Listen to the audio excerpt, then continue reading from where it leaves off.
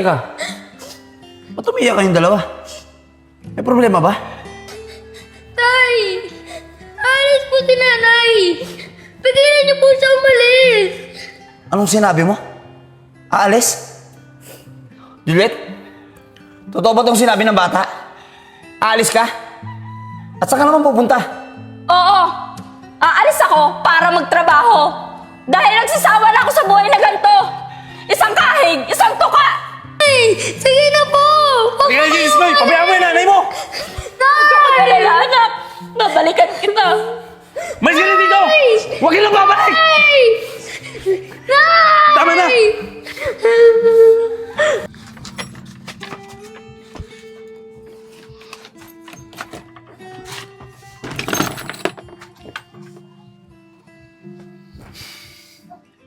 Ano anak? Handa ka na bang hanapin natin ang nanay mo? Opo, Tay. Handa na po ako. O sige na, tara na.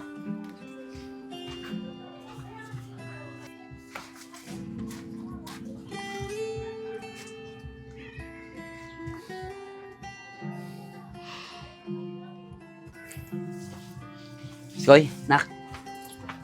Bakit tumigil ka pa? Tay, mamimiss ko po itong bahay nito. Kasi po, marami po tayong masasayang alaala na kasama po natin si nanay sa bahay na yan. Kaya nga anak eh. Pero huwag ka magalala. Pinapangako ko sa'yo na pag nakita ulit natin ang nanay mo, gagawa tayo ng mga bagong alaala na masasaya kasama ang nanay mo. Salamat po, Tay! Lain na. O paano? Tara na. Hanapin na natin ang nanay mo. Tara po, Tay! Tara.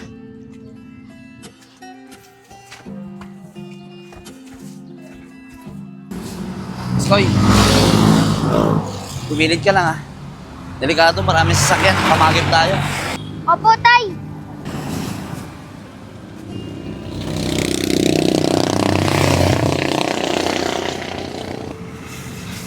Tabi ka anak.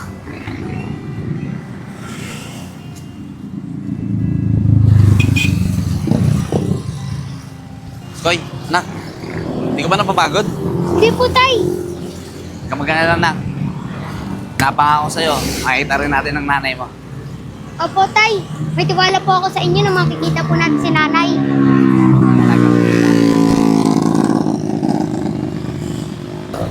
Anak, subukan natin magtanong. Sige po, Tay! Ate, pwede po magtanong? Sige. Baka po may napapansin kayo na napapadaan dito. Ayun po yung itsura niyo. Wala akong napapansin na dumadaan ng ganyan dito. Hindi ko napapansin dumadaan dito yan. Ganun po ba? Sensya na kayo ah. Sige po ate. Nak, dami na natin na pagtanongan pero di pa rin natin nakikita yung nanay mo. Hindi rin doon nila kilala dito. Oo nga po, Tay. Buhat na maglakad-lakad ulit.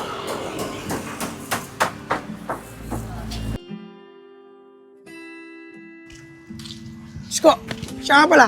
Nakalis na ba yung nanay at tatay mo? Ay, oo, Nico. Kaninang madaling araw pa. Kaya nga nalulungkot na naman ako eh. Mag-isa na naman ako sa bahay. Eh, ikaw, Kevin. Baka gusto mo, sa amin ka muna matulog. Para may kasama ako sa bahay. Alam ko ba naman, Isko? Alam mo naman na may asawa at anak ako eh. Baka mamaya kung ano isipin ng asawa ko. May bahay kami pero makikitulog ako sa inyo. Pero mas si Kevin, masyado mapagpatol. Binibiro lang naman siya eh. Tara na, mga tol. Ang talaga oh. Tara.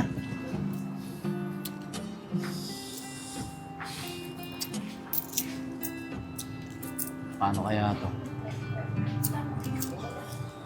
Ito na lang ang pera namin ng anak ko. Pero hanggang ngayon, hindi ko pa rin nahanap ang asawa ko. Sigurado magugutom kami na Iskoy nito.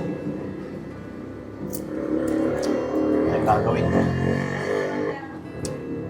Isko, tara. Merenda muna tayo. Nagugutom na ako eh. O sige, Nico. Tara.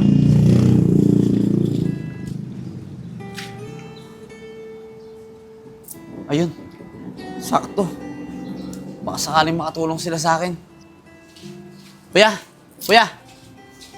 Baka po pwedeng humingi ng konting barya. Bibili ko lang po ng pagkain ng anak ko mamaya pagising niya. Isko, bariya daw. Baka meron ka dyan. Ay, oo, Nico. Meron ako dito. Kuya, pasensya na kayo ah. Ayun lang bariya ko eh. Salamat po. Siya nga pala. Ba't dyan mo pinapatulog yung anak mo? Wala ba kayong bahay? Boss, wala eh. Iniwan na kasi namin yung dati naming bahay. Hinahanap kasi namin yung nanay netong anak ko. Iniwan kasi kami. Kaya yun, kahanap namin sa kanya, naging palaboy kami. At kung saan man kami abuti ng antok, doon na lang din kami natutulog. Ganun ba? Kawawa naman pala kayo. Isko, di ba wala kang kasama sa bahay? E di sila na lang patulogin mo sa bahay mo para may kasama ka. Di ba? Ay, oo, Kevin. Maganda yung naisip mo. Pwede nga yan. Kuya, gusto niyo po bang tumira po muna sa amin habang hinahanap niyo yung asawa niyo? Talaga po! Kuya, maraming salamat Tsaka, wag po kayo mag-alala. Tutulong po kami sa mga gawain bahay para po hindi kami maging pabigat ng anak ko sa inyo. Ay, hindi po. Wag po kayong mag-alala. Hindi po kayo magiging pabigat. Tsaka ayos nga po yun eh. Magkakaroon ako ng kasama sa bahay. O Isko, sigurado kung patitirahin mo sa bahay mo yan. Niloloko lang kita. Masyado mo naman sineryoso. Baka mamaya nakawang ka pa sa bahay niyan. Hindi naman siguro, Kevin. Mukhang mabait naman siya eh. Tsaka mukhang hindi naman siya gagawa ng masama. Bahala ka, Isko. Basta ako, sinabihan kita. Kuya, mukha po kasing walang tiwala sa amin yung mga kasama niyo eh. Tsaka okay lang naman po kung dito kami matulog. Maraming salamat na lang po sa inalak niyong tulong. Ay, hindi kuya. Huwag mo intindihin yung mga sinasabi niyan. Mga mabait yan. Mga nagbibiro lang. Paano? Tara na. Gisingin mo na yung anak mo. Punta na tayo sa bahay. Iskoy, anak, gising. Anak, Bakit po, Tay? anak, may titira na tayo. Talaga po, Tay? Oo na, tara. Sige po, Tay. Tara po. Tara mga tol.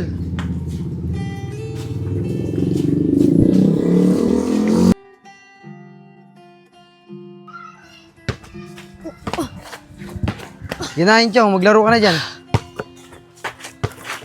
Uy, Tito Joseph, kayo po pala. Nakita niyo po ba sila tatay? Ay, hindi nga eh. Kaya nga kami nagpunta ni Enchong. Kala ko nandito sila. Tay! Ayun na yata sila Tito Kevin eh. Oh, ayun na pala tatay mo eh. Ayun na sila. Tay! Paano, Isko? Dito muna kami sa court. Nandun kasi yung mga anak namin. O sige, Kevin. Dito na kami ha. Tara, Nico. Oh, anak. Ano? Nakapaglaro ka ba? Opo, tara po, nandun sila Tito Joseph. O sige, tara. Laro tayo. Kevin. Tara, dito tayo. Siya nga pala. Ano bang pangalan niyo? Kuya, ako nga pala si Enad. At ito naman, si Iskoy, anak ko. Sige, ako nga pala si Isko. Tsaka yung kasama ko kaninang dalawa. Si Kevin yan, tsaka si Nico. Tara, dito na tayo. Sige po.